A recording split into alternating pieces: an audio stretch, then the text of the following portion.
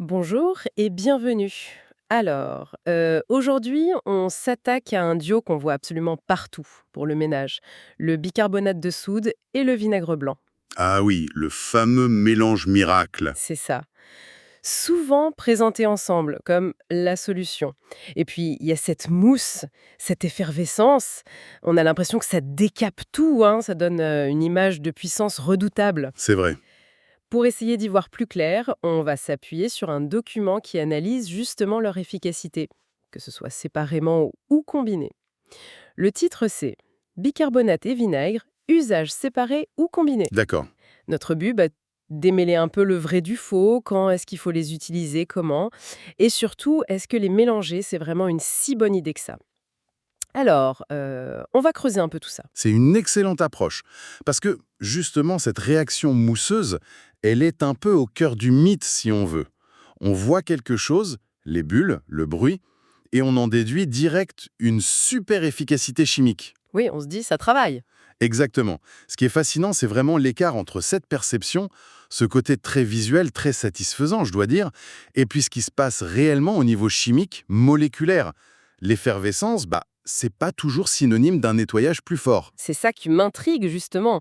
Commençons par ce fameux mélange. On prend le bicarbonate, on verse le vinaigre dessus et hop, ça pétille, ça mousse, ça peut même déborder.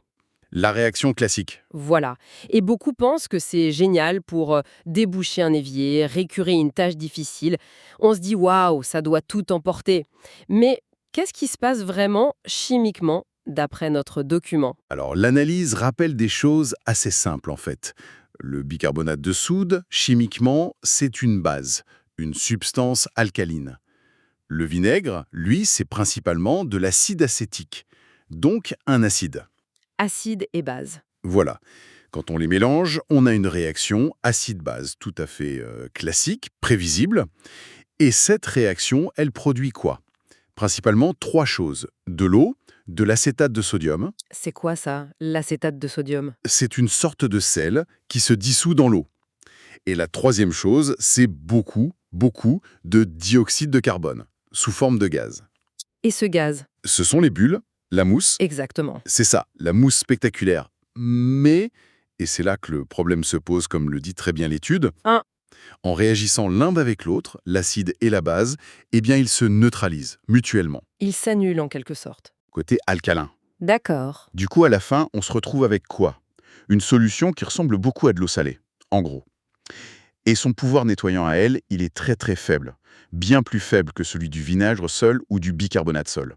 Attendez, ça veut dire que cette mousse impressionnante là, elle sert quasiment à rien pour nettoyer? Je suis un peu surprise parce qu'on lit ça partout que c'est la recette. C'est le paradoxe. Donc pour enlever le calcaire ou dégraisser par exemple, le mélange est moins bon que si j'utilise juste le vinaigre ou juste le bicarbonate. Exactement. La neutralisation diminue vraiment l'efficacité pour les tâches où on compte sur l'acidité, comme le détartrage, ou sur l'alcalinité et l'abrasivité douce du bicarbonate, comme le récurage léger. Le document est très clair là-dessus. Pour s'attaquer à des bouchons déjà bien formés, du calcaire bien incrusté ou des graisses cuites, le mélange bicarbonate-vinaigre, c'est pas du tout la meilleure stratégie. Loin de là. D'accord. L'énergie de la réaction, elle part surtout en gaz, en spectacle, pas en action nettoyante efficace. Bon, ok. Ça, c'est une première idée reçue qui prend un sacré coup. Ouais. Mais ça ne veut pas dire qu'il faut jeter le bicarbonate et le vinaigre, j'imagine. Ah non, surtout pas. L'analyse insiste bien sur leur utilité, mais quand ils sont utilisés seuls et pour les bonnes choses. Prenons le bicarbonate de soude, par exemple. Quelles sont ses vraies forces, d'après le document? Alors, le bicarbonate seul. Oui, Notre source le décrit un peu comme un couteau suisse du ménage, mais en version douce. Sa première qualité apparemment, c'est son pouvoir pour désodoriser et absorber. L'étude donne des exemples. On peut en saupoudrer au fond de la poubelle, oui. dans les chaussures de sport, sur un tapis ou un canapé avant de passer l'aspirateur. Il neutraliserait les odeurs acides et absorberait l'humidité. On peut même en mettre une coupelle dans le frigo, c'est ça? C'est exact. Son côté alcalin aide à neutraliser les mauvaises odeurs, qui sont souvent acides, et puis sa structure un peu poreuse lui permet d'absorber les molécules qui sentent mauvais. L'autre point fort qui est mentionné, c'est son pouvoir abrasif, mais très très doux. Ah oui, ça c'est intéressant. Ces petits cristaux sont juste assez durs pour décoller la saleté sans pour autant rayer la plupart des surfaces. Oui, l'analyse cite l'inox des éviers par exemple, les plaques vitrocéramiques ou même l'émail des baignoires. Il suffirait de faire une petite pâte avec de l'eau et de frotter doucement. C'est ça. C'est apparemment top pour les fonds de casserole brûlés. On laisse la pâte agir un peu, puis on frotte. C'est moins agressif que certaines poudres à récurer du commerce, quoi. Tout à fait. Et pour les joints de carrelage un peu noircis, avec une vieille brosse à dents et cette pâte, ça ferait des miracles, toujours d'après l'étude. Oui, cette douceur abrasive, c'est un vrai plus. Le document parle aussi de son rôle pour le linge. Ah bon? Comment ça? Si on en ajoute un peu à la lessive, le bicarbonate agit comme un adoucisseur d'eau. En fait, il neutralise le calcaire de l'eau. Du coup, le détergent est plus efficace et ça évite que le linge devienne rêche. Pas mal. Et il aurait aussi un petit effet blanchissant sur le linge blanc en aidant à mieux enlever certaines taches. C'est vrai qu'il est polyvalent, ce bicarbonate. Mais est-ce qu'il a des points faibles, des choses pour lesquelles il n'est pas top? Oui, et c'est important de le savoir pour pas être déçu. L'analyse pointe une limite assez nette. Le bicarbonate de soude, il n'est pas très fort contre les graisses, surtout les graisses ténaces, cuites, épaisses. Ah, Son action, elle est surtout mécanique, l'abrasion en douce, et un peu chimique pour les odeurs ou l'eau, mais il n'a pas ce qu'on appelle des propriétés tensioactives qui permettent de vraiment dissoudre les graisses comme le ferait un bon détergent ou un produit dégraissant. Donc, pour nettoyer une friteuse bien encrassée, par exemple, ce ne sera pas la solution miracle. bien noté. Donc, douceur, désodorisant, récurage léger, ok. Mais pas un super dégraissant. Bon. Passons à son compère, le vinaigre blanc, utilisé seul, quelle est sa spécialité à lui, d'après l'étude? Ah, le vinaigre blanc. Là, le document est formel. Sa grande force, c'est son acidité. C'est l'ennemi juré du calcaire. C'est vraiment là qu'il excelle. Absolument. L'acide acétique réagit chimiquement avec le carbonate de calcium, c'est ça, le calcaire, et le dissout. C'est pour ça qu'il est hyper efficace pour détartrer les bouilloires, les cafetières, Oui, les classiques. les pommeaux de douche, les robinets qui sont tout blancs de tartre. Souvent, il suffit de le laisser agir, pur ou un peu dilué, quelques minutes ou même quelques heures, si c'est très entartré. D'accord. L'analyse mentionne aussi son utilité pour nettoyer les parois de douche en verre, qui ont souvent ces traces blanches de calcaire. Et il fait pas que détartrer, si. Le document parle aussi de désinfection, de faire briller les choses. En effet, son pH acide, ça crée un milieu où beaucoup de bactéries et de moisissures n'aiment pas trop vivre. Logique. Du coup, ça lui donne des propriétés désinfectantes. C'est utile pour les plans de travail, les planches à découper. Attention, celles en plastique ou en verre, pas trop le bois ou même l'intérieur du frigo. Et puis, dilué avec de l'eau, c'est un super nettoyant pour les vitres et les miroirs. Il dissout bien les traces et il s'évapore sans laisser de film gras. Ah oui, le coup des vitres, je connais. Et l'étude le présente aussi comme une alternative à l'adoucissant pour le linge. C'est un peu comme le bicarbonate alors. C'est un peu le même but, mais le mécanisme est différent. Le vinaigre, avec son acidité, il neutralise les restes de lessive, qui sont souvent alcalins, et qui peuvent rester coincés dans les fibres et rendre le linge rêche. D'accord. Il aide aussi à dissoudre le calcaire qui peut être dans l'eau de rinçage. Et l'odeur de vinaigre, non, elle disparaît normalement quand ça sèche. Intéressant. C'est une alternative simple, économique, aux adoucissants du commerce qui ont parfois des parfums, des agents qui peuvent être irritants pour certaines personnes. Très clair. Mais il y a des précautions à prendre avec le vinaigre? Des surfaces qu'il n'aime pas? Oui, et c'est important. L'analyse le souligne. Son acidité, qui est son point fort, peut aussi être un problème sur certaines surfaces sensibles. Il faut absolument éviter de l'utiliser sur les pierres naturelles calcaires. Comme le marbre. Exactement. Le marbre, le travertin, l'acide va les attaquer, les rendre poreux, ternes. Faut vraiment faire gaffe. Pareil, il faut être prudent avec les joints en ciment ou en caoutchouc qui sont un peu vieux. L'acide peut les fragiliser à la longue. D'accord. Et bien sûr, le rappel de sécurité de base. 1. Ne jamais, jamais mélanger le vinaigre avec de l'eau de javel. Ça produit des gaz très toxiques. Très important ça, oui. Donc, puissant contre le calcaire, bon désinfectant, mais attention aux pierres calcaires et aux mélanges dangereux. Et pour les odeurs, est-ce qu'ils désodorisent bien comme le bicarbonate? Pas vraiment de la même façon, non. Le vinaigre a sa propre odeur, assez piquante, qui peut masquer temporairement d'autres odeurs. Il peut aussi neutraliser certaines odeurs alcalines, comme l'ammoniac par exemple. Mais il n'absorbe pas les molécules odorantes comme le fait le bicarbonate avec sa structure poreuse. Ah, d'accord. L'étude dit qu'il agit plus comme un nettoyeur d'odeur, en éliminant les bactéries ou moisissures qui les causent, qu'un absorbeur d'odeur passif. Son rôle principal, ça reste vraiment lié à son acidité. Bon, on a donc bien compris, ok, deux produits, deux forces bien distinctes. Le bicarbonate pour la douceur, l'abrasion légère, l'absorption des odeurs, le vinaigre pour l'acidité, le détartrage, la désinfection, et on a vu que les mélanger, ça annule une bonne partie de leur pouvoir respectif. C'est ça. Mais alors, cette habitude de les mélanger, elle est complètement inutile ou est-ce qu'il y a quand même un cas où ça peut servir à quelque chose même si la chimie de neutralisation reste la même? Eh bien, c'est là qu'il y a une nuance intéressante que l'analyse apporte.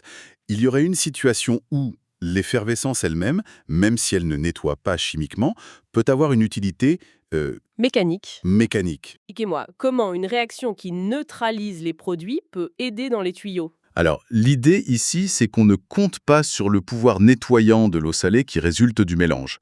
On compte sur l'agitation physique, le bouillonnement créé par la libération rapide des bulles de CO2.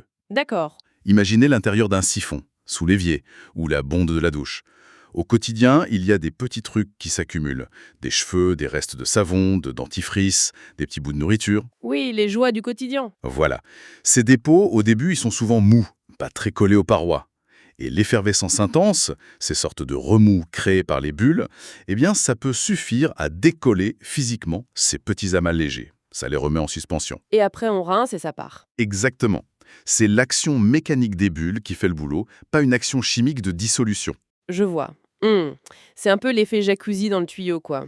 Et le document donne une méthode pour faire ça? Oui, l'étude décrit une petite routine d'entretien simple à faire, disons, une fois par semaine ou toutes les 2 semaines, pour éviter justement que ces petits dépôts s'accumulent et finissent par créer un vrai bouchon. La méthode suggérée, c'est Je prends des notes. premièrement, verser d'abord 1 ou 2 cuillères à soupe de bicarbonate de soude direct dans la canalisation, évier, lavabo, douche. On peut laisser agir seul pendant 10 ou 15 minutes. Ça permet au bicarbonate de commencer à absorber les éventuelles mauvaises odeurs qui stagnent. D'accord, première étape, bicarbonate seul pour les odeurs. Deuxièmement, versez ensuite, doucement, environ un demi-verre de vinaigre blanc, disons 125 ml. C'est là que ça va mousser fort. On laisse pétiller quelques minutes le temps que cette action mécanique de décollement se fasse. Ok, le vinaigre pour faire mousser et décoller. Et troisièmement, rincez abondamment, avec un bon litre d'eau très chaude. Attention, pas bouillante si on a des canalisations en PVC, juste très chaude. Ça permet d'entraîner les débris qui ont été décollés plus loin dans l'évacuation. C'est clair. Et l'étude mentionne une étape en plus, c'est ça? Optionnel. Oui, une petite astuce optionnelle est suggérée. Après avoir rincé à l'eau chaude, on pourrait verser un autre demi-verre de vinaigre blanc, mais seul cette fois. Pourquoi? Parce qu'à ce stade, le bicarbonate a été en grande partie neutralisé ou évacué par le rinçage. Donc, ce vinaigre pur pourra agir chimiquement un petit moment contre d'éventuels dépôts de calcaire légers dans le siphon ou les tuyaux, sans être tout de suite annulé par le bicarbonate. C'est un petit coup de détartrage en bonus. Ah, c'est malin! Mais il faut bien comprendre, c'est une distinction super importante. Cette méthode, c'est pas fait pour dissoudre un énorme bouchon de graisse ou une tome de cheveux accumulés, hein. Non, absolument pas. C'est plutôt pour l'entretien préventif, pour déloger les petites saletés du quotidien avant qu'elles ne deviennent un gros problème. Exactement. L'analyse insiste vraiment là-dessus. C'est une mesure d'entretien léger, pas un déboucheur surpuissant. Pour les bouchons sérieux, il faut passer à autre chose. La ventouse, le furet, peut-être des déboucheurs chimiques spécifiques mais avec beaucoup de précautions, ou carrément appeler un plombier.